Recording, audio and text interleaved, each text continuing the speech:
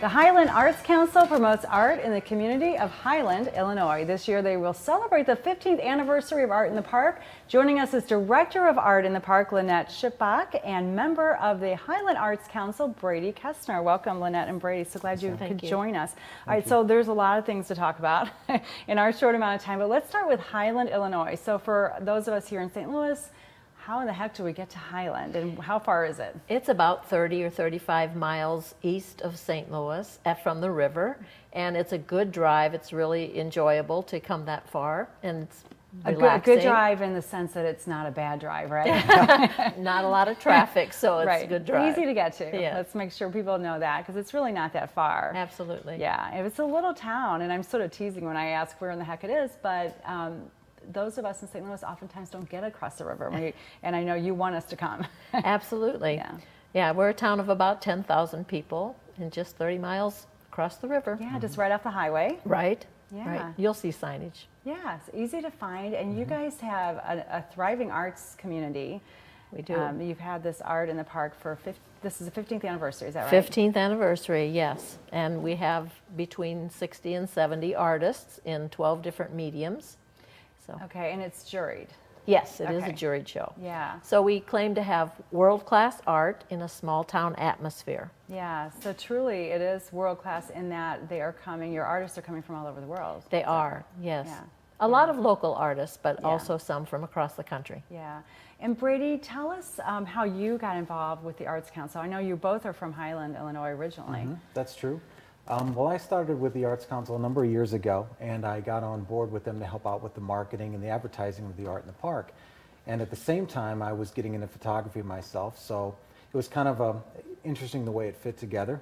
I joined the council at the same time I started to exhibit my own photography at Art in the Park. So it's been kind of a labor of love for both. I can help the Arts Council move forward and create a really good event, and I can also be an artist at the Art in the Park myself. So it's been a wonderful experience so far. Yeah, you're kind of the perfect community member. You do it all. Yeah.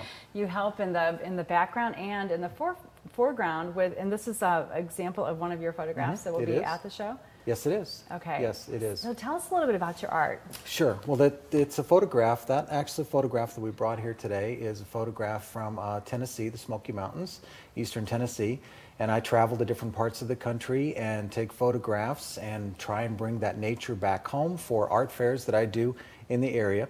A lot of my images are hung in hospitals and medical facilities to bring the soothing power of nature into those facilities when people really need it.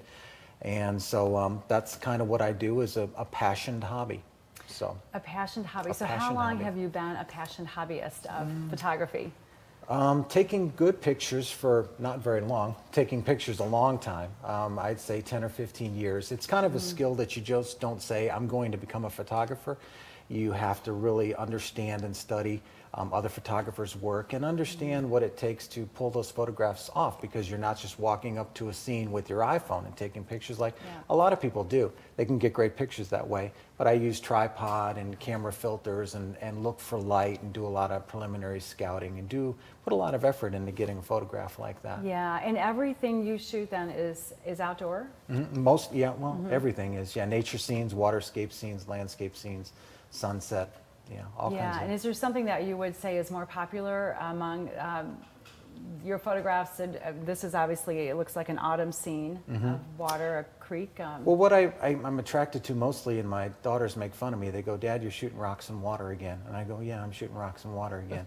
When you can take the solid rock and juxtapose it against soft moving water by using a slower shutter speed, I love that. And that's just always something that I've photographed.